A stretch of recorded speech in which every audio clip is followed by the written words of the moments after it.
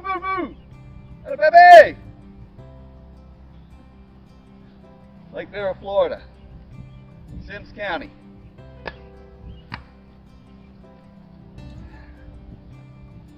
As I look back on that first season, that first series of pregame rituals from week 1 is still burnished in my memory.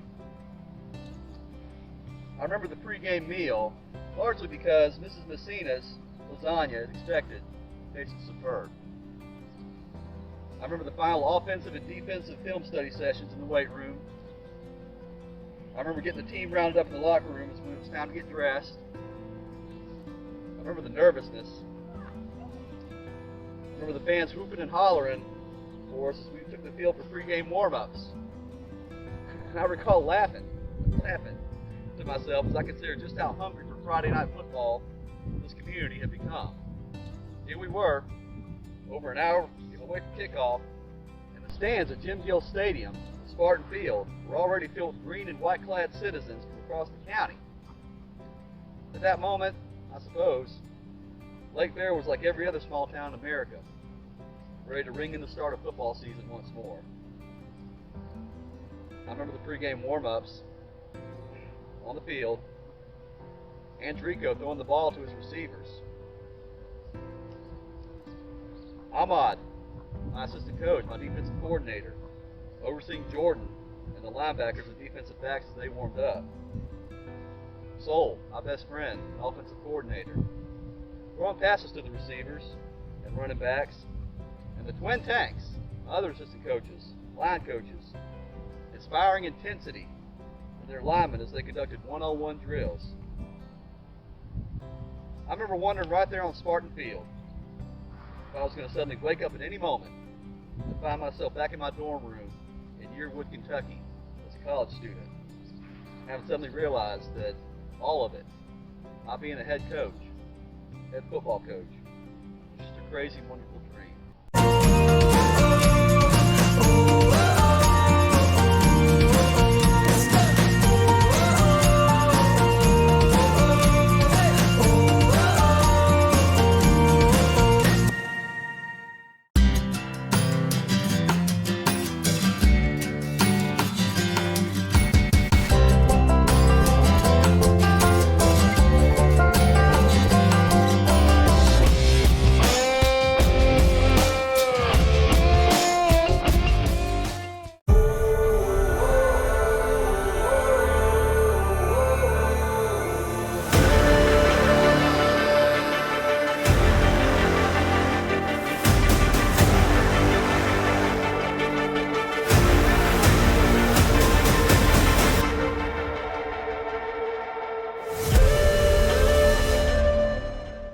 Like many of the inland communities of Central Florida, ours have become largely known throughout the region for citrus production, cattle ranching, and other forms of commercial agriculture. Lake Vero is the county seat and the primary hub of political and commercial activity in Sims County. As I've said already, change is not usually welcome here, and even when it is, it's only allowed to happen very gradually and slowly. Downtown Lake Vero is a perfect illustration of this. You see, Interstate 75, which takes you south to Miami, doesn't run through our town. Instead, you have to get off and drive about 20 miles east through forest and swampland before you begin to see the first farm. From there, other signs of civilization begin to materialize. A few cattle ranches here, more farms there, several orange groves. Only then does Lake Vero come into view. Our small town is about equidistant between Gainesville, Florida, where my friend Deke played college football at the University of Florida, and Orlando. Millions of people from all over the world flock to visit Mickey Mouse each year. The only way anyone could ever find us without actually meaning to is by taking the wrong exit off 75 and refusing to turn around after realizing their mistake.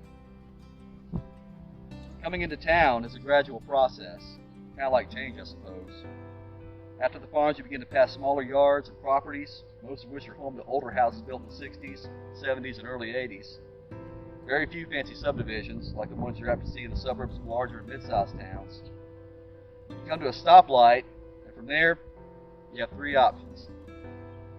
You can either Drive straight and leave Lake Barrow almost as quickly as you came in. You can turn left, head back out of town, or head back out into the rural communities of Sims County, or you can turn right and visit the town square.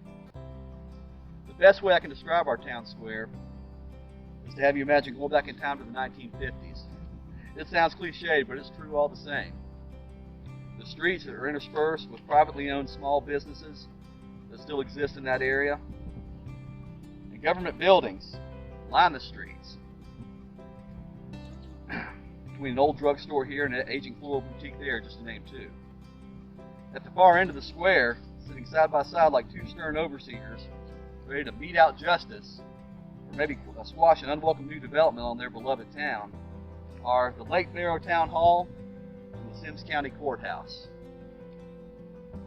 Many an argument has been settled in both of these two buildings, as well as many a grudge born, many a law passed, and even a few backroom deals solidified in the musty corridors and those inner chambers.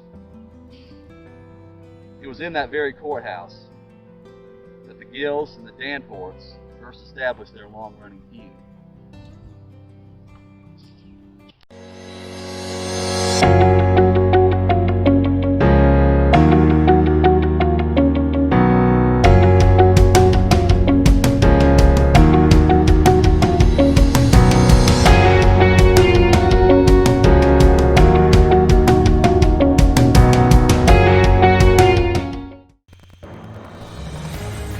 Soul Sprints is the story of J.C. Leonard, a local football hero from the small fictional town of Lake Barrow, Florida.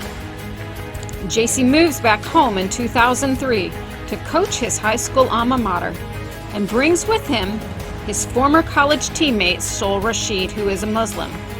While Soul's gregarious personality and passion for football and life quickly endear him to the hearts of many in the town, his faith causes controversy in Lake Barrow, which has a checkered past all of its own. As the story unfolds, JC and the hometown he loves will be forced to reconcile their beliefs and history with a future in post-9/11 America. Soul Sprints is a tale of love, friendship, loyalty, and tolerance. Soul Sprints is available now, wherever books are sold.